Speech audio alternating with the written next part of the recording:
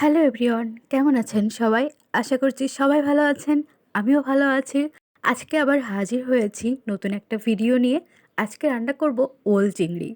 ওল চিংড়ির কম্বিনেশনটা কিন্তু আসলে অনেক সুন্দর একটা কম্বিনেশন। ওল দিয়ে চিংড়ি মাছ দিয়ে রান্না করলে এটা খেতে যে কতটা মজার হয়। তো চলুন কথা না বাড়িয়ে শুরু করা যাক। আমি এখানে চিংড়ি মাছ নিয়েছি। চিংড়িগুলোকে খুব ভালোভাবে কেটে ধুয়ে পরিষ্কার করে নিয়েছি।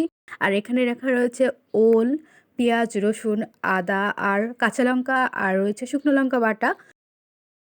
এবার একটা কড়াইয়ে আমি পরিমাণ মতো জল নিয়েছি আর দিয়েছি ১ টেবিল চামচ পরিমাণ লবণ দিয়ে জলটা খুব ভালোভাবে যখন গরম হয়ে এসেছে তখন এর মধ্যে ওলগুলো দিয়ে দিয়েছি সিদ্ধ করার জন্য।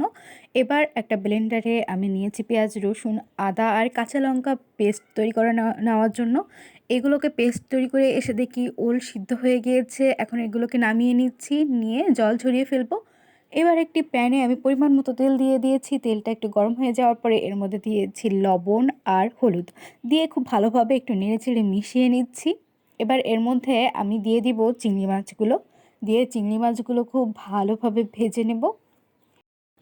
চিংড়ি মাছ গরম তেলে দেওয়ার সাথে সাথে এর কালারটা চেঞ্জ হয়ে যায়, দেখতে কিন্তু বেশ ভালোই লাগে।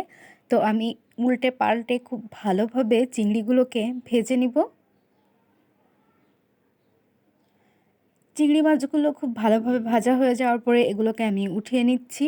নিয়ে এই তেলেই আমি যে মশলার পেস্টটা তৈরি করে রেখেছি সেটা দিয়ে দিচ্ছি। আর দিচ্ছি শুকনো লঙ্কা বাটা, পরিমাণ মতো লবণ, হলুদ গুঁড়া আর দিয়ে দিব ১ টেবিল চামচ ধনিয়া গুঁড়া, ১ টেবিল চামচ জিরা গুঁড়া। এবার সব উপকরণগুলো একসাথে খুব ভালোভাবে নেড়ে চেড়ে মিশিয়ে নিব। এবার মশলাটাকে খুব ভালোভাবে কষাতে হবে। দেখুন এখনই মশলার কি সুন্দর একটা কালার চলে এসেছে, অনেক সুন্দর লাগছে দেখতে।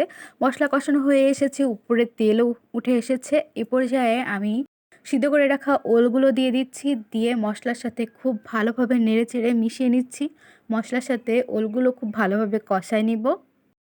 একটু সাবধানে আস্তে আস্তে মশলার সাথে ওলগুলো খুব ভালোভাবে মিশিয়ে নিতে হবে, যেন ওলগুলো ভেঙে না যায়। যেহেতু আগে সিদ্ধ করে নেওয়া হয়েছে সেজন্য মশলার সাথে ওলগুলো যখন কষানো হয়ে গিয়েছে তখন আমি এর মধ্যে দিয়ে দিচ্ছি চিংড়ি মাছগুলো। চিংড়িও একসাথে কষায় নিব এবার।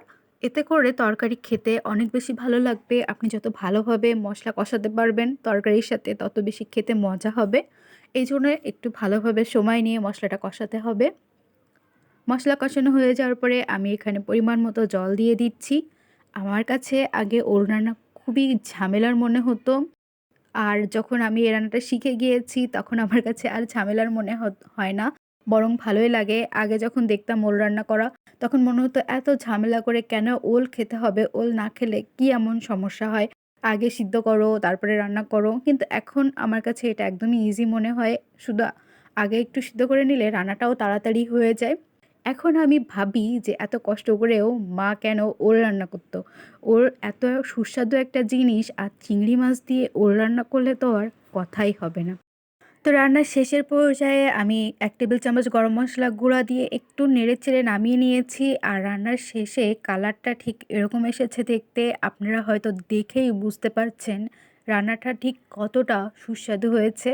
আপনাদের কাছে আমার রিকোয়েস্ট থাকবে আপনারা একদিন হলেও বাসায় এই রেসিপি ফলো করে ওল চিংড়ি রান্না করবেন।